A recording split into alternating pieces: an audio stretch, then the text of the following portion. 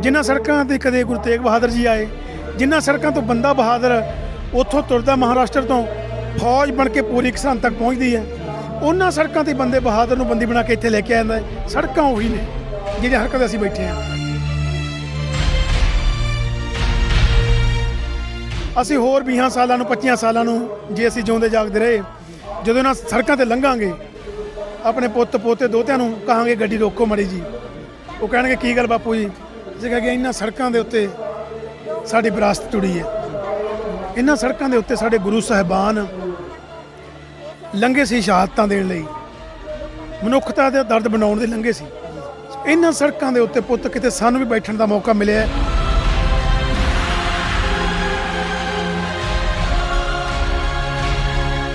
ਪਰ ਸਾਨੂੰ ਅੱਜ ਇੱਥੇ ਆ ਕੇ ਮਹਿਸੂਸ ਹੁੰਦਾ ਹੈ ਕਿ ਜਿਹਨੇ ਦਿੱਲੀ ਦੇ ਬਾਰਡਰ ਨਹੀਂ ਦੇਖੇ ਉਹ ਪੰਜਾਬ 'ਚ ਨਹੀਂ ਜੰਮਿਆ, ਉਹ ਫਿਰ ਕਿਤੇ ਹੋਰ ਜੰਮਿਆ ਹੋ। ਹੁਣ ਸਮਝਾਓ, ਉਹਨੂੰ ਲੱਗਦਾ ਕਿ ਸਾਨੂੰ 10 ਬੰਦਿਆਂ ਨੂੰ ਅਕਲ ਹੈ, ਇਹ ਬੰਦੇ ਬੇਵਕੂਫ ਤੁਰੇ ਫਿਰਦੇ ਨੇ।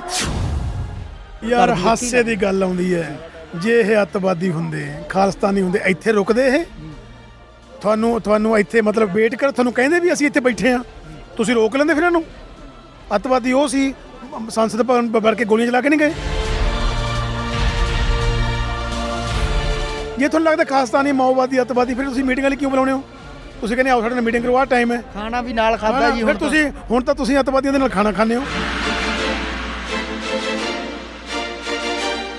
ਜਿਹੜਾ ਕੰਮਾਂ ਦੇ ਵਿੱਚ ਸਰਕਾਰਾਂ ਮਨਫੀ ਹੋ ਗਈਆਂ, ਫੇਲ ਹੋ ਗਈਆਂ, ਉਹ ਕੰਮ ਉਹਨਾਂ ਲੋਕਾਂ ਨੇ ਕੀਤਾ। ਸੋ ਸਲੂਟ ਹੈ ਜੀ ਉਹਨਾਂ ਲੋਕਾਂ ਨੂੰ, ਉਹਨਾਂ ਲੋਕਾਂ ਦੀ ਸੇਵਾ ਭਾਵਨਾ ਨੂੰ ਸਲੂਟ ਹੈ।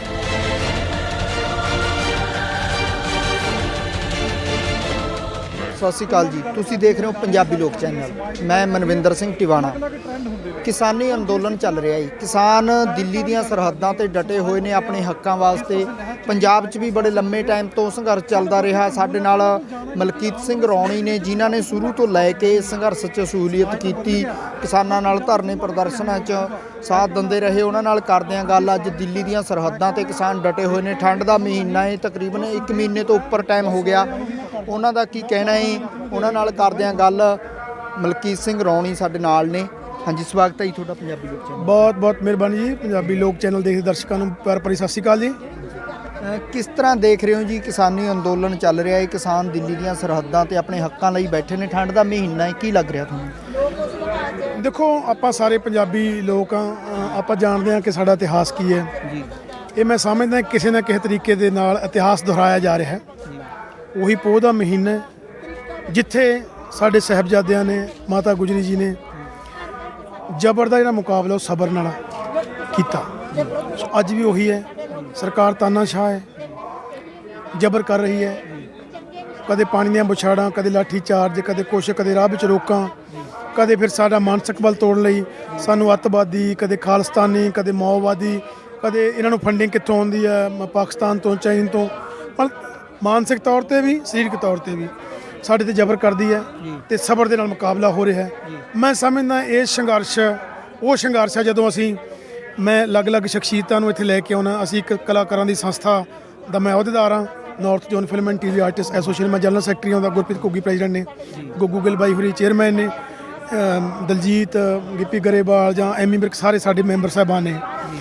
ਸੋ ਮੈਂ ਇੱਕ ਬੇਨਤੀ ਕਰਦਾ ਕਿ ਜਦੋਂ ਸਾਨੂੰ ਇਹ ਪਤਾ ਲੱਗਿਆ ਸਤੰਬਰ ਦੇ ਵਿੱਚ, ਅਸੀਂ ਇੱਕ ਮੀਟਿੰਗ ਕਰਕੇ ਉਦੋਂ ਫੈਸਲਾ ਕੀਤਾ ਕਿ ਸਾਡਾ ਜਿਹੜਾ ਕਿਸਾਨ ਹੈ ਉਹ ਰੇਲਾਂ ਰੋਕੀ ਬੈਠਾ ਹੈ, ਟੋਲ ਪਲਾਜ਼ੇ ਰੋਕੀ ਬੈਠਾ ਹੈ, ਅਸੀਂ ਉਹਨਾਂ ਦੀ ਮਦਦ ਕਰਨੀ ਹੈ। ਜਿੱਥੇ ਤੁਸੀਂ ਬੈਠੇ ਹੋ ਤੁਸੀਂ ਉਹਨਾਂ ਦੇ ਪਿੱਛੇ ਜਾ ਕੇ ਬੈਠ ਕੇ ਹਮਾਇਤ ਕਰੋ। ਤੁਸੀਂ ਉੱਥੇ ਜਾ ਕੇ ਲੀਡਰੀ ਨਹੀਂ ਕਰਨੀ। ਉੱਥੇ ਲੋਕਾਂ ਨੂੰ ਕਹੋ ਕਿ ਅਸੀਂ ਲੋਕਾਂ ਦੇ ਕਲਾਕਾਰ ਹਾਂ, ਲੋਕਾਂ ਦੇ ਨਾਲ ਬੈਠੇ ਹਾਂ। ਅਸੀਂ ਉਸ ਫਿਲਾਸਫੀ 'ਤੇ ਕੰਮ ਕਰਦੇ ਹਾਂ ਜਿਹੜੀ ਇਹ ਕਹਿੰਦੀ ਹੈ ਵੀ ਕਲਾ ਕਿਹਦੇ ਲਈ ਹੈ, ਕਲਾ ਪੈਸੇ ਲਈ ਹੋਵੇ ਜਾਂ ਕਲਾ ਲੋਕਾਂ ਲਈ ਹੋਵੇ। ਹੁਣ ਕਲਾਕਾਰ ਜਿਹੜਾ ਬੰਦਾ ਇੱਕ ਫੈਕਟਰੀ 'ਚ ਨਹੀਂ ਬਣਦਾ, ਉਹਨੂੰ ਲੋਕ ਕਲਾਕਾਰ ਬਣਾਉਂਦੇ ਨੇ। ਲੋਕ ਜਦੋਂ ਮੋਹਰ ਲਾਉਂਦੇ ਨੇ ਫਿਰ ਉਹ ਕਲਾਕਾਰ ਪ੍ਰਵਾਨ ਚੜ੍ਹਦਾ। ਸੋ ਲੋਕਾਂ ਨੇ ਸਾਨੂੰ ਇਹਨਾਂ ਪਿਆਰ ਸਤਿਕਾਰ ਦਵਾਇਆ। ਫਿਰ ਜਦੋਂ ਲੋਕ ਦੁਖੀ ਹੋਣ, ਸੜਕਾਂ 'ਤੇ ਬੈਠੇ ਹੋਣ, ਠੰਡਾਂ 'ਚ ਬੈਠੇ ਹੋਣ, ਸੋ ਸਾਡਾ ਫਰਜ਼ ਬਣਦਾ ਅਸੀਂ ਉਹਨਾਂ ਦੇ ਨਾਲ ਪਿੱਛੇ ਬੈਠੀਏ ਆ ਕੇ ਅਤੇ ਉਹਨਾਂ ਦੀ ਹੌਸਲਾ ਅਫਜ਼ਾਈ ਕਰੀਏ, ਉਹਨਾਂ ਦੇ ਲਈ ਹਾ ਦਾ ਨਾਅਰਾ ਮਾਰੀਏ। ਸੋ ਇਹ ਸਾਡਾ ਇੱਥੇ ਆਉਣ ਦਾ ਮਕਸਦ ਹੈ। ਹੁਣ ਜਦੋਂ ਅਸੀਂ ਇੱਥੇ ਬਾਰ-ਬਾਰ ਆਉਂਦੇ ਹਾਂ, ਅਸੀਂ ਮਹਿਸੂਸ ਕਰਦੇ ਹਾਂ ਕਿ ਸੜਕਾਂ ਤਾਂ ਹੁਣ ਵੀ ਉਹੀ ਹੈ। ਜਿਨ੍ਹਾਂ ਸੜਕਾਂ 'ਤੇ ਕਦੇ ਗੁਰੂ ਅਰਜਨ ਦੇਵ ਜੀ ਇੱਥੇ ਆਏ, ਜਿਨ੍ਹਾਂ ਸੜਕਾਂ 'ਤੇ ਕਦੇ ਗੁਰੂ ਤੇਗ ਬਹਾਦਰ ਜੀ ਆਏ, ਜਿਨ੍ਹਾਂ ਸੜਕਾਂ ਤੋਂ ਬੰਦਾ ਬਹਾਦਰ ਉੱਥੋਂ ਤੁਰਦਾ ਮਹਾਰਾਸ਼ਟਰ ਤੋਂ ਫੌਜ ਬਣ ਕੇ ਪੂਰੀ ਸਰਹੰਦ ਤੱਕ ਪਹੁੰਚਦੀ ਹੈ, ਉਹਨਾਂ ਸੜਕਾਂ 'ਤੇ ਬੰਦੇ ਬਹਾਦਰ ਨੂੰ ਬੰਦੀ ਬਣਾ ਕੇ ਇੱਥੇ ਲੈ ਕੇ ਆਉਂਦਾ ਹੈ। ਸੜਕਾਂ ਉਹੀ ਨੇ ਜਿਹੜੀਆਂ ਹਰਕਤ ਅਸੀਂ ਬੈਠੇ ਹਾਂ। ਅਸੀਂ ਮਹਿਸੂਸ ਕਰਦੇ ਹਾਂ ਕਿ ਅਸੀਂ ਅੱਧੀਆਂ ਉਮਰਾਂ ਹੰਢਾ ਲੀਆਂ, ਅਸੀਂ ਹੋਰ 20 ਸਾਲਾਂ ਨੂੰ 25 ਸਾਲਾਂ ਨੂੰ ਜੇ ਅਸੀਂ ਜਿਉਂਦੇ ਜਾਗਦੇ ਰਹੇ, ਜਦੋਂ ਇਹਨਾਂ ਸੜਕਾਂ ਤੇ ਲੰਘਾਂਗੇ ਆਪਣੇ ਪੁੱਤ ਪੋਤੇ ਦੋਤਿਆਂ ਨੂੰ ਕਹਾਂਗੇ ਗੱਡੀ ਰੋਕੋ ਮਾੜੀ ਜੀ, ਉਹ ਕਹਿਣਗੇ ਕੀ ਗੱਲ ਬਾਪੂ ਜੀ, ਅਸੀਂ ਕਹਾਂਗੇ ਇਹਨਾਂ ਸੜਕਾਂ ਦੇ ਉੱਤੇ ਸਾਡੀ ਵਿਰਾਸਤ ਜੁੜੀ ਹੈ, ਇਹਨਾਂ ਸੜਕਾਂ ਦੇ ਉੱਤੇ ਸਾਡੇ ਗੁਰੂ ਸਾਹਿਬਾਨ ਲੰਘੇ ਸੀ ਸ਼ਹਾਦਤਾਂ ਦੇਣ ਲਈ, ਮਨੁੱਖਤਾ ਦੇ ਦਰਦ ਬਣਾਉਣ ਦੇ ਲੰਘੇ ਸੀ। ਇਹਨਾਂ ਸੜਕਾਂ ਦੇ ਉੱਤੇ ਪੁੱਤ ਕਿਤੇ ਸਾਨੂੰ ਵੀ ਬੈਠਣ ਦਾ ਮੌਕਾ ਮਿਲਿਆ ਜਦੋਂ ਅਸੀਂ ਠੀਕ ਉਮਰਾਂ 'ਚ ਸੀ, ਸਾਡੇ ਬਾਪ ਦਾਦੇ ਵੱਡੀਆਂ ਉਮਰਾਂ 'ਚ ਸੀ, 80 ਸਾਲਾਂ ਦੀ ਉਮਰਾਂ 'ਚ ਸੀ। ਇਹ ਉਹੀ ਸੜਕਾਂ ਨੇ ਜਿਨ੍ਹਾਂ ਦੇ ਉੱਤੇ ਉਹ ਲੋਕਾਂ ਨੇ ਆਪਣੀਆਂ ਜਾਨਾਂ ਦਿੱਤੀਆਂ। ਅੱਜ 48 ਤੋਂ ਵੱਧ ਬੰਦੇ ਸ਼ਹਾਦਤ ਪੀ ਕੇ ਇੱਥੇ ਚਲੇ ਗਏ ਦੁਨੀਆ ਤੋਂ, ਇਹਨਾਂ ਘੋਲਾਂ ਨੂੰ ਲੜਦੇ ਮਤਲਬ ਸਾਡੀ ਹਿਸਟਰੀ ਹੈ, ਸਾਡਾ ਇਤਿਹਾਸ ਹੈ। ਸਾਡੇ ਪਿੱਛੇ ਇੱਕ ਬਹੁਤ ਬੜੀ ਸਿੱਖ ਵਿਰਾਸਤ ਕੰਮ ਕਰਦੀ ਹੈ। ਸਾਡੇ ਪਿੱਛੇ ਗਦਰੀ ਬਾਬਿਆਂ ਦਾ ਇਤਿਹਾਸ ਹੈ, ਸਾਡੇ ਪਿੱਛੇ ਭਗਤ ਸਰਾਭਿਆਂ ਦਾ ਇਤਿਹਾਸ ਹੈ। ਸੋ ਅੱਜ ਇਹ ਸਮਾਂ ਹੈ, ਲੋਕ ਕਹਿੰਦੇ ਸਾਡੇ ਕੋਲ ਸਮਾਂ ਘੱਟ, ਅੱਜ ਬਹੁਤ ਸਮਾਂ ਹੈ ਸਾਡੇ ਕੋਲ। ਅੱਜ ਅਸੀਂ ਵੀ ਕੋਈ ਸੱਜਣਾ ਦੀ ਮਦਦ ਦੇ ਨਾਲ ਕੋਸ਼ਿਸ਼ ਕਰਨ ਲੱਗੇ ਹੋਏ ਹਾਂ। ਕੱਲ੍ਹ ਹੀ ਸਵਰਨ ਸਿੰਘ ਭੰਗੂਰਾ ਨਾਲ ਗੱਲ ਹੋਈ, ਅਸੀਂ ਕੁਝ ਲੋਕਾਂ ਨੇ ਰਲ ਕੇ 10,000 ਕਿਤਾਬਾਂ ਦਾ ਆਰਡਰ ਦਿੱਤਾ ਕਿ ਅਸੀਂ ਉਸ ਵਿਰਾਸਤ ਦੀਆਂ ਕਿਤਾਬਾਂ ਜਿਹੜੀਆਂ ਸਾਡੇ ਉਹ ਕੌਮੀ ਨਾਇਕਾਂ ਦੇ ਸੁਨੇਹੇ ਨੂੰ ਦੱਸਣ ਕਿ ਉਹ ਕੀ ਚਾਹੁੰਦੇ ਸੀ, ਕਿਹੋ ਜਿਹਾ ਰਾਜ ਭਾਗ ਚਾਹੁੰਦੇ ਸੀ, ਜਾਂ ਸਾਡੀ ਸਿੱਖੀ ਵਿਰਾਸਤ ਦੀਆਂ ਜਿਹੜੀਆਂ ਕਿਤਾਬਾਂ ਨੇ ਉਹ ਲਿਆ ਕੇ ਲੋਕਾਂ 'ਚ ਵੰਡੀਆਂ ਜਾਣ।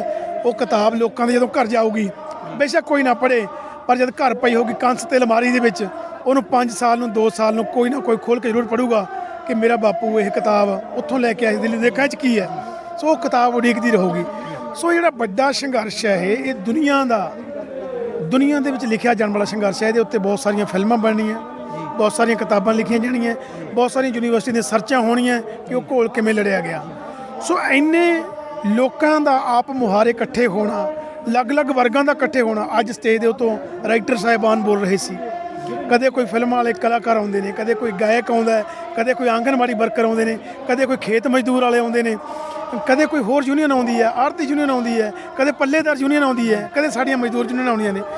ਸੋ ਇਹ ਹਰ ਵਰਗ ਨੇ ਇਸ ਨੂੰ ਸਹਿਯੋਗ ਦਿੱਤਾ ਕਿ ਕਿਉਂਕਿ ਇਹ ਜਿਹੜੀ ਲੜਾਈ ਸੀ ਇੱਕ ਹੱਕ ਸੱਚ ਦੀ ਲੜਾਈ ਸੀ, ਇਹ ਬਾਬੇ ਨਾਨਕ ਦੀ ਫਿਲਾਸਫੀ ਦੀ ਲੜਾਈ ਸੀ, ਬਾਬੇ ਨਾਨਕ ਦੀ ਖੇਤੀ ਦੀ ਲੜਾਈ ਸੀ, ਉਹਨਾਂ ਦੇ ਖੇਤਾਂ ਨਾਲ ਛੇੜਛਾੜ ਕਰਨ ਦੀ ਲੜਾਈ ਸੀ। ਸੋ ਇਸ ਕਰਕੇ ਅੱਜ ਦੁਨੀਆ ਦੇ ਵੱਡੇ ਅੰਦੋਲਨਾਂ ਵਿੱਚ ਗਿਣਿਆ ਜਾਣ ਵਾਲਾ ਹੈ। ਜੇ ਤੁਸੀਂ ਮੇਰੇ ਤੋਂ ਗੱਲ ਪੁੱਛਦੇ, ਮੈਂ ਕਈ ਵਾਰ ਇਹ ਗੱਲ ਕਹਿਣਾ ਬਈ ਅੱਜ ਦਿੱਲੀ ਦੇ ਜਿਹੜੇ ਬਾਰਡਰ ਨੇ, ਉਹ ਬਾਰਡਰ ਅੱਜ ਕਿਸੇ ਤੀਰਥ ਸਥਾਨ ਤੋਂ ਘੱਟ ਨਹੀਂ। ਅਸੀਂ ਨਾਟਕ ਕਰਨ ਵਾਲੇ ਬੰਦੇ ਆ, ਨਾਟਕ ਕਰਦੇ ਹੁੰਦੇ ਸੀ।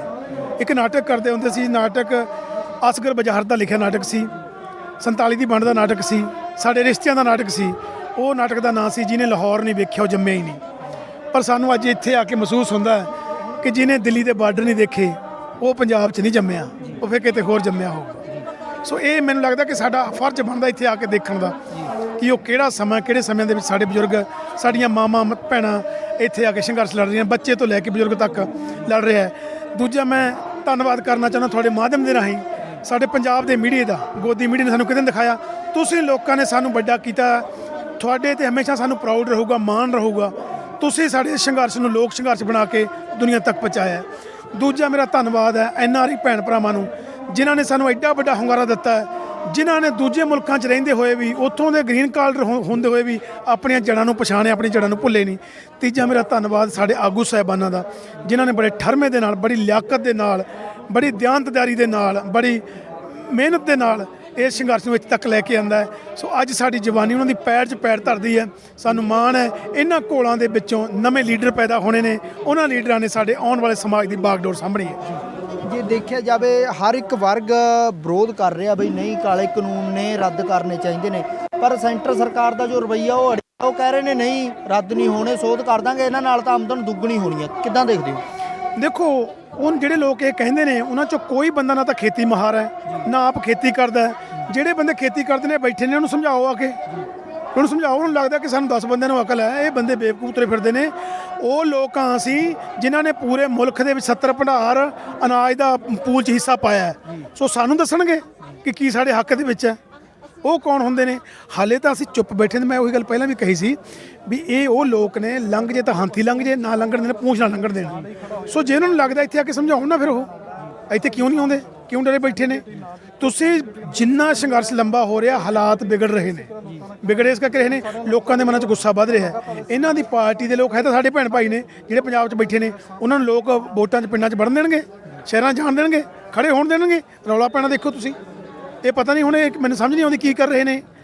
ਲੋਕਾਂ ਨੇ ਇਹਨਾਂ ਨੂੰ ਬਣਾਇਆ, ਲੋਕਾਂ ਨੇ ਗੱਦੀਆਂ ਤੇ ਬਿਠਾਇਆ, ਇਹਨਾਂ ਦਾ ਫਰਜ਼ ਬਣਦਾ ਕਿ ਲੋਕਾਂ ਦੀ ਗੱਲ ਪਹਿਲਾਂ ਸੁਣ, ਬਾਕੀ ਗੱਲਾਂ ਸਭ ਬਾਅਦ ਚ ਨੇ ਜੀ।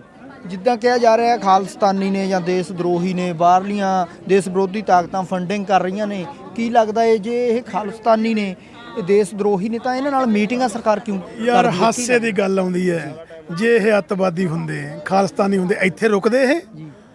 ਤੁਹਾਨੂੰ ਇੱਥੇ ਮਤਲਬ ਵੇਟ ਕਰ, ਤੁਹਾਨੂੰ ਕਹਿੰਦੇ ਵੀ ਅਸੀਂ ਇੱਥੇ ਬੈਠੇ ਆ, ਤੁਸੀਂ ਰੋਕ ਲੈਂਦੇ ਫਿਰ ਇਹਨਾਂ ਨੂੰ? ਅੱਤਵਾਦੀ ਉਹ ਸੀ ਸੰਸਦ ਭਵਨ ਵੜ ਕੇ ਗੋਲੀਆਂ ਚਲਾ ਕੇ ਨਹੀਂ ਗਏ, ਉਹਨਾਂ ਨੂੰ ਫਿਰ ਤੁਸੀਂ ਕੀ ਹੋਗੇ, ਉਹ ਦੇਸ਼ ਭਗਤ ਸੀ? ਫਿਰ ਇਹਨਾਂ ਨੂੰ ਇਹ ਨਹੀਂ ਪਤਾ ਇੱਥੇ ਥੋੜੀ ਬੈਠਣਾ ਸੀ ਬਾਰਡਰਾਂ ਦੇ, ਇਹਨਾਂ ਨੇ ਫਿਰ ਆ ਕੇ ਇਹਨਾਂ ਲੋਕਾਂ ਨੇ ਤੁਸੀਂ ਮੀਟਿੰਗ ਵਾਲੀ, ਜੇ ਤੁਹਾਨੂੰ ਲੱਗਦਾ ਖਾਲਿਸਤਾਨੀ ਮਾਓਵਾਦੀ ਅੱਤਵਾਦੀ, ਫਿਰ ਤੁਸੀਂ ਮੀਟਿੰਗ ਵਾਲੀ ਕਿਉਂ ਬੁਲਾਉਂਦੇ ਹੋ? ਤੁਸੀਂ ਕਹਿੰਦੇ ਆਓ ਸਾਡੇ ਨਾਲ ਮੀਟਿੰਗ ਕਰੋ, ਆਹ ਟਾਈਮ ਹੈ, ਖਾਣਾ ਵੀ ਨਾਲ ਖਾਦਾ ਜੀ। ਫਿਰ ਹੁਣ ਤਾਂ ਤੁਸੀਂ ਅੱਤਵਾਦੀਆਂ ਦੇ ਨਾਲ ਖਾਣਾ ਖਾਂਦੇ ਹੋ, ਹਜੇ ਵੀ ਅੱਤਵਾਦੀ ਨੇ। ਮਤਲਬ ਇਹ ਤਾਂ ਸ਼ਰਮਨਾਕ ਗੱਲ ਹੈ। ਲੋਕਤੰਤਰ ਸਾਡੇ ਮੁਲਕ ਦਾ, ਜਿਹਨੂੰ ਸਭ ਤੋਂ ਬੜਾ ਲੋਕਤੰਤਰ ਕਿਹਾ ਜਾਂਦਾ, ਉਹਦੇ ਵਿੱਚ ਤੁਸੀਂ ਇਹੋ ਜਿਹੀਆਂ ਗੱਲਾਂ ਕਰਦੇ ਹੋ ਯਾਰ। ਪੂਰੀ ਦੁਨੀਆ ਅੱਜ ਤੁਹਾਡੇ ਤੇ ਪਹਿਲਾ ਪ੍ਰਧਾਨ ਮੰਤਰੀ ਹੈ, ਪੂਰੀ ਦੁਨੀਆ ਥੂ ਕਰ ਰਹੀ ਹੈ ਕਿ ਤੁਸੀਂ ਲੋਕਾਂ ਦੀ ਗੱਲ ਹੀ ਨਹੀਂ ਸੁਣ ਰਹੇ। ਲੋਕਾਂ ਨੇ ਤੁਹਾਨੂੰ ਗੱਦੀ ਬਖਸ਼ੀ, ਤੁਸੀਂ ਲੋਕਾਂ ਦੀ ਗੱਲ ਨਹੀਂ ਸੁਣ ਰਹੇ, ਕਿੰਨੀ ਮਾੜੀ ਗੱਲ ਹੈ। ਦੋ ਕਾਨੂੰਨ ਵੀ ਕਿਹਾ ਜਾ ਰਿਹਾ ਹੈ ਜਿਹੜੇ ਰੱਦ ਕੀਤੇ ਨੇ, ਕਹਿ ਰਹੇ ਨੇ ਅਸੀਂ ਰੱਦ ਕਰਾਂਗੇ। ਬਿਜਲੀ ਸੋਧ ਬਿੱਲ ਹੋ ਗਿਆ ਜਾਂ ਪਰਾਲੀ ਵਾਲਾ ਐਕਟ ਹੋ ਗਿਆ, ਕਿੱਦਾਂ ਦੇਖਦੇ ਹੋ ਉਹ ਬਿੱਲਾਂ ਨੂੰ ਜਿਹੜੇ ਰੱਦ?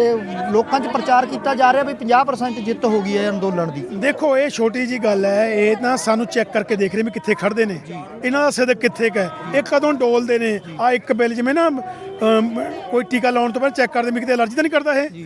ਸੋ ਇਹ ਗੱਲ ਹੈ, ਇਹ ਗੱਲ ਚੈੱਕ ਕਰ ਰਹੇ ਨੇ ਇਹ ਐ ਬਿੱਲ ਦੇਖ ਕੇ ਸਾਨੂੰ। ਪਰ ਸਾਡੇ ਆਗੂ ਸਾਹਿਬਾਨ ਬਿਲਕੁਲ ਉਸ ਗੱਲ ਦੇ ਉੱਤੇ ਡਟੇ ਹੋਏ ਨੇ, ਪਹਿਰਾ ਦੇ ਰਹੇ ਨੇ ਕਿ ਸਾਡਾ ਪਹਿਲਾ ਕੰਮ ਹੈ, ਅਸੀਂ 3 ਬਿੱਲ ਜਿਹੜੇ ਰੱਦ ਕਰਾਉਣ ਆਏ ਆ, ਰੱਦ ਕਰਾ ਕੇ ਮੁੜਨਾ। ਖਾਲਸਾ ਏਡ ਇੱਕ ਅਜਿਹੀ ਸੰਸਥਾ ਹੈ ਜਿਹਨੇ ਜਿੱਥੇ ਵੀ ਆਫਤ ਆਈ ਆ ਉੱਥੇ ਉਹਨਾਂ ਨੇ ਅੱਗੇ ਹੋ ਕੇ ਮਦਦ ਕੀਤੀ ਹੈ, ਚਾਹੇ ਚੱਲਦੀਆਂ ਗੋਲੀਆਂ ਦੀ ਗੱਲ ਕੀਤੀ ਜਾਵੇ। ਨੈਸ਼ਨਲ ਮੀਡੀਆ ਉਹਨਾਂ ਨੂੰ ਵੀ ਅੱਤਵਾਦੀ ਦਿਖਾ ਰਿਹਾ, ਕਹਿ ਰਿਹਾ ਇਹ ਦੇਸ਼ ਦਰੋਹੀ ਨੇ, ਇਹਨਾਂ ਨੇ ਦੇਸ਼ ਦੇ ਲੋਕਾਂ ਨੂੰ ਮਗਰ ਲਾ ਕੇ ਕੋਈ ਆਪਣਾ ਮਕਸਦ ਪੂਰਾ ਕਰਨਾ। ਦੇਖੋ ਬਕਾਊ ਮੀਡੀਆ ਤਾਂ ਉਹਦੀ ਗੱਲ, ਜਿਹਨੇ ਬੁਰਕੀ ਪਾਤੀ ਉਹਨਾਂ ਨੇ ਉਹਦੇ ਗੋਗੇ ਗਾਉਣੇ ਆ, ਜਿਹਨੇ ਰੋਟੀ ਦਿੱਤੀ ਉਹਦੇ ਗੋਗੇ ਗਾਉਣੇ, ਉਹਨਾਂ ਦਾ ਕੰਮ ਇਹ ਹੈ। ਜਦੋਂ ਮਿਸਰ ਦੇ ਵਿੱਚ ਭੁਚਾਲ ਆਉਂਦਾ ਹੈ, ਜਦੋਂ ਦੂਜੇ ਮੁਲਕਾਂ 'ਚ ਅਫਗਾਨਿਸਤਾਨ 'ਚ ਹੁੰਦਾ ਹੈ, ਉਹ ਉੱਥੇ ਵੀ ਜਾਂਦੇ ਨੇ। ਇਹ ਤਾਂ ਸਾਡੇ ਲਈ ਪ੍ਰਾਊਡ ਵਾਲੀ ਗੱਲ ਹੋਣੀ ਚਾਹੀਦੀ ਹੈ ਵੀ ਸਾਡੇ ਕੋਲ 'ਚ ਕਿਹੋ ਜਿਹੀ ਸੰਸਥਾ ਹੈ ਵੀ ਦੁਨੀਆ ਦੇ ਵਿੱਚ ਕਿਤੇ ਕੋਈ ਆਫਤ ਆਉਂਦੀ ਹੈ ਉਹ ਉੱਥੇ ਪਹੁੰਚਦੀ ਹੈ, ਉਹ ਉੱਥੇ ਬਿਨਾਂ ਕਿਸੇ ਭੇਦਭਾਵ ਤੋਂ ਉਹਨਾਂ ਦੀ ਮਦਦ ਕਰਦੀ, ਹੈਲਪ ਕਰਦੀ ਹੈ। ਤੁਸੀਂ ਦੇਖੋ ਸੀ ਕਿ ਤੁਸੀਂ ਇੱਕ ਸੰਸਥਾ ਇਹ ਜੀ ਖੜੀ ਕਰਕੇ ਦੇਖੋ ਸਹੀ, ਤੁਹਾਨੂੰ ਪਤਾ ਲੱਗੇ ਜਿਹੜਾ ਕੰਮਾਂ ਦੇ ਵਿੱਚ ਸਰਕਾਰਾਂ ਮੰਨਫੀ ਹੋ ਗਈਆਂ, ਫੇਲ ਹੋ ਗਈਆਂ, ਉਹ ਕੰਮ ਉਹਨਾਂ ਲੋਕਾਂ ਨੇ ਕੀਤਾ ਹੈ। ਸੋ ਸਲੂਟ ਹੈ ਜੀ ਉਹਨਾਂ ਲੋਕਾਂ ਨੂੰ, ਉਹਨਾਂ ਲੋਕਾਂ ਦੀ ਸੇਵਾ ਭਾਵਨਾ ਨੂੰ ਸਲੂਟ ਹੈ। ਜਿਹੜੇ ਸਾਡੇ ਨੌਜਵਾਨਾਂ ਨੂੰ ਨਸ਼ੇੜੀ ਕਿਹਾ ਜਾਂਦਾ ਸੀ, ਕੁਰਾਹੇ ਕਿਹਾ ਜਾਂਦਾ ਸੀ, ਕੁਰਾਹੇ ਪੈ ਗਏ ਨੇ, ਜਾਂ ਹੁੱਲੜਬਾਜ਼ ਕਿਹਾ ਜਾਂਦਾ ਸੀ, ਅੱਜ ਉਰੇ ਦੇ ਕੀ ਲੱਗ ਰਿਹਾ ਦੇਖ ਕੇ? ਦੇਖੋ ਅੱਜ 60% ਲੋਕ, 60% ਸਾਡੀ ਆਬਾਦੀ ਜਿਹੜੀ ਨੌਜਵਾਨ ਨੇ ਉਹ ਅੱਜ ਘੋਲਾਂ ਦਾ ਹਿੱਸਾ ਬਣੇ ਹੋਏ ਨੇ। ਉਹੀ ਪੱਥਰ ਹਟਾ ਕੇ ਆਏ ਨੇ, ਉਹੀ ਪਾਣੀ ਦੇ ਵਿਛਾਣਾ ਚੱਲ ਕੇ ਆਏ ਨੇ, ਉਹੀ ਬੈਰੀਕੇਡ ਤੋੜ ਕੇ ਆਏ ਨੇ ਜਿਹਨਾਂ ਨੂੰ ਨਸ਼ਈ ਕਹਿੰਦੇ ਸੀ। ਉਹਨਾਂ ਨੂੰ ਮੈਂ ਬੇਨਤੀ ਕਰਦਾ ਵੀ ਇੱਥੇ ਆ ਕੇ ਦੇਖੋ ਸਹੀ ਉਹ ਨਸ਼ਈ ਕੀ ਕਰ ਰਹੇ ਨੇ। ਉਹ ਸੜਕਾਂ ਵੀ ਸਾਫ਼ ਕਰ ਰਹੇ ਹੈ, ਉਹ ਲੋਕਾਂ ਨੂੰ ਅਨੁਸ਼ਾਸਨ ਵੀ ਸਿਖਾ ਰਹੇ ਨੇ, ਲੋਕਾਂ ਨੂੰ ਕਿਤਾਬਾਂ ਵੀ ਵੰਡ ਰਹੇ ਨੇ, ਲੋਕਾਂ ਨੂੰ ਦਵਾਈਆਂ ਵੀ ਦੇ ਰਹੇ ਹੈ, ਰਾਸ਼ਨ ਵੀ ਦੇ ਰਹੇ ਹੈ, ਉਹ ਬਦਾਮ ਵੀ ਵੰਡ ਰਹੇ ਹੈ, ਪੀਜ਼ੇ ਦੇ ਲੰਗਰ ਵੀ ਲਾ ਰਹੇ ਹੈ ਜਿਨ੍ਹਾਂ ਨੂੰ ਇਹ ਨਸ਼ਈ ਕਹਿੰਦੇ ਸੀ। ਤੁਸੀਂ ਦੇਖੋ ਸਹੀ ਕਰ ਕੇ, ਸਰਕਾਰਾਂ ਦਾ ਕੰਮ ਹੈ ਲੋਕਾਂ ਨੂੰ ਲਿਜਾ ਕੇ ਰੱਖਣਾ, ਲੋਕਾਂ ਨੂੰ ਬਦਨਾਮ ਕਰਨਾ, ਭਾਈਚਾਰੇ 'ਚ ਫੁੱਟ ਪਾ ਕੇ ਰੱਖਣੇ, ਤਾਂ ਉਹ ਕਾਮਯਾਬ ਹੁੰਦੀਆਂ ਨੇ। ਜੇ ਲੋਕਾਂ ਦਾ ਭਾਈਚਾਰਾ ਉਹ ਆਪਣੇ ਜਿਹੜਾ ਗਲਤ ਬੰਦਾ ਉਹ ਆਪਣੀ ਚਾਲ 'ਚ ਕਿਵੇਂ ਕਾਮਯਾਬ ਹੋਊਗਾ? ਇਹ ਸਭ ਚਾਲਾਂ ਉਹਨਾਂ ਦੀਆਂ। ਕੀ ਪ੍ਰਾਪਤੀ ਰਹੂਗੀ ਇਹ ਅੰਦੋਲਨ ਦੀ ਅੱਗੇ ਚੱਲ ਕੇ? ਹੁਣ ਵੀ ਬਹੁਤ ਵੱਡੀਆਂ ਪ੍ਰਾਪਤੀਆਂ ਇਹ ਅੰਦੋਲਨ ਨੇ ਹਾਸਲ ਕਰ ਲਈਆਂ, ਵਰਲਡ 'ਚ ਨਾਂ ਹੋ ਗਿਆ ਇਹ ਅੰਦੋਲਨ ਦਾ, ਤੇ ਅੱਗੇ ਕਿੱਦਾਂ ਦੀਆਂ ਪ੍ਰਾਪਤੀਆਂ ਹੋਣਗੀਆਂ? ਦੇਖੋ ਵੱਡੀ ਪ੍ਰਾਪਤੀ, ਸਭ ਤੋਂ ਵੱਡੀ ਜਿਹੜੀ ਗੱਲ ਹੈ ਸਾਡਾ ਭਾਈਚਾਰਕ ਸਾਂਝ ਜਿਹੜੀ ਵਾਪਸ ਮੁੜੀ ਆ, ਉਹ ਸਭ ਤੋਂ ਵੱਡੀ ਗੱਲ ਹੈ, ਉਹ ਬੇਮੁੱਲੀ ਚੀਜ਼ ਹੈ। ਦੂਜੀ ਵੱਡੀ ਗੱਲ ਹੈ ਸਾਡੇ ਨੌਜਵਾਨਾਂ ਨੇ ਅਨੁਸ਼ਾਸਨ 'ਚ ਰਹਿਣਾ ਸਿੱਖਿਆ। ਤੀਜੀ ਵੱਡੀ ਗੱਲ ਹੈ ਕਿ ਅਸੀਂ ਜਿਹੜੀ ਸਾਡੀ ਅਗਲੀ ਪੀੜ੍ਹੀ ਸੀ, ਸਾਡੇ ਬਜ਼ੁਰਗਾਂ ਨੇ ਨਾਲ ਰੱਖ ਕੇ ਉਹਨਾਂ ਨੂੰ 3 ਮਹੀਨੇ ਹੋ ਗਏ, ਅੱਜ 3 ਮਹੀਨੇ ਤੋਂ ਉੱਪਰ ਹੋ ਗਏ, ਨਾਲ ਰੱਖ ਕੇ ਉਹਨਾਂ ਨੂੰ ਸਿਖਾਇਆ ਕਿ ਸਾਡੀ ਵਿਰਾਸਤ ਹੱਕ ਲੈਣ ਵਾਲੀ ਹੈ, ਆਪਣੇ ਹੱਕਾਂ ਲਈ ਕਿਵੇਂ ਲੜਨਾ, ਕਿਵੇਂ ਜੂਝਣਾ। ਇਹ ਸਾਡੀ ਨਵੀਂ ਜਵਾਨੀ ਨੇ ਸਿੱਖਿਆ ਸਾਡੇ ਬਜ਼ੁਰਗਾਂ ਕੋਲੋਂ। ਜੇ ਗੱਲ ਕੀਤੀ ਜਾਵੇ, ਤੁਸੀਂ ਆਰਟਿਸਟ ਹੋ, ਤੁਸੀਂ ਸਪੋਰਟ ਕਰ ਰਹੇ ਹੋ ਸਾਡੇ ਕਿਸਾਨਾਂ ਨੂੰ, ਜੇ ਦੇਖਿਆ ਜਾਵੇ ਸਨੀ ਦਿਓਲ ਹੋ ਗਏ, ਹੋਰ ਕਿੱਦਾਂ ਇਦਾਂ ਦੇ ਰਾਜਨੀਤਿਕ ਪਾਰਟੀਆਂ ਚਾਹੇ ਨੇ, ਸੰਸਦ ਮੈਂਬਰ ਮੁਹੰਮਦ ਸਦੀਕ ਹੋਰ ਵੀ ਨੇ ਜੋ ਕਹਿ ਰਹੇ ਨੇ ਨਹੀਂ ਕਾਨੂੰਨ ਚੰਗੇ ਨੇ, ਸਨੀ ਦਿਓਲ ਕਹਿ ਰਹੇ ਨੇ, ਤੇ ਹੋਰ ਵੀ ਬਿਆਨਬਾਜ਼ੀਆਂ ਇਦਾਂ ਦੀਆਂ ਹੁੰਦੀਆਂ ਨੇ, ਕਿਸ ਤਰ੍ਹਾਂ ਦੇਖਦੇ ਹੋ? ਦੇਖੋ ਮੈਂ ਤੁਹਾਨੂੰ ਪਹਿਲਾਂ ਵੀ ਕਿਹਾ, ਜਿਹੜੀ ਮੈਂ ਗੱਲ ਸ਼ੁਰੂ ਕੀਤੀ ਸੀ ਕਿ ਅੱਜ ਸਵਾਲ ਉਸ ਗੱਲ ਤੇ ਖੜਾ, ਕਲਾ ਕਿਹਦੇ ਲਈ ਹੈ? ਕਲਾ ਪੈਸੇ ਲਈ ਜਾਂ ਲੋਕਾਂ ਲਈ ਹੈ? ਅਸੀਂ ਸਮਝਦੇ ਕਲਾ ਲੋਕਾਂ ਲਈ ਹੈ। ਜਿਹਨਾਂ ਲੋਕਾਂ ਨੇ ਸਮਝਿਆ ਕਲਾ ਪੈਸੇ ਲਈ ਹੈ, ਇਹ ਉਹ ਲੋਕ ਨੇ। ਅਸੀਂ ਜਿੱਤ ਕੇ ਜਾਵਾਂਗੇ, ਬਿਲਕੁਲ ਜਿੱਤ ਕੇ ਜਾਵਾਂਗੇ ਜੀ, ਪੂਰੇ ਦਿਨ ਰਾਤ ਦੇ ਨੇ ਜੀ। ਧੰਨਵਾਦ ਜੀ। ਹਾਂਜੀ, ਇਹ ਸਨ ਮਲਕੀਤ ਸਿੰਘ ਰੌਣੀ ਜਿਨ੍ਹਾਂ ਦਾ ਕਹਿਣਾ ਹੈ ਕਿ ਅਸੀਂ ਇਹ ਸੰਘਰਸ਼ ਹਰ ਹਾਲਤ 'ਚ ਜਿੱਤ ਕੇ ਜਾਵਾਂਗੇ, ਸਾਡੇ ਹੌਸਲੇ ਬੁਲੰਦ ਨੇ, ਸਾਡਾ ਇਤਿਹਾਸ ਆ ਜਿਹੜਾ ਉਹ ਮੋਦੀ ਸਾਹਿਬ ਪਹਿਲਾਂ ਫੋਲ ਕੇ ਦੇਖ ਲੈਣ ਪਿਛਲਾ ਇਤਿਹਾਸ ਕੀ ਆ। ਅੱਜ ਤੱਕ ਅਸੀਂ ਸਰਕਾਰਾਂ ਦੇ ਖਿਲਾਫ ਅਸੀਂ ਆਵਾਜ਼ਾਂ ਉਠਾਉਂਦੇ ਰਹੇ ਹਾਂ, ਇਦਾਂ ਦੇ ਅੰਦੋਲਨ ਲੜਦੇ ਰਹੇ ਹਾਂ ਤੇ ਅਸੀਂ ਇਹ ਜਿੱਤ ਕੇ ਜ਼ਰੂਰ ਜਾਵਾਂਗੇ। ਕੈਮਰਾਮੈਨ ਪ੍ਰਦੀਪ ਰਹਿਲ ਦੇ ਨਾਲ ਮਨਵਿੰਦਰ ਸਿੰਘ ਟਿਵਾਣਾ, ਪੰਜਾਬੀ ਲੋਕ ਚੈਨਲ, ਕੁੰਡਲੀ ਬਾਰਡਰ, ਦਿੱਲੀ।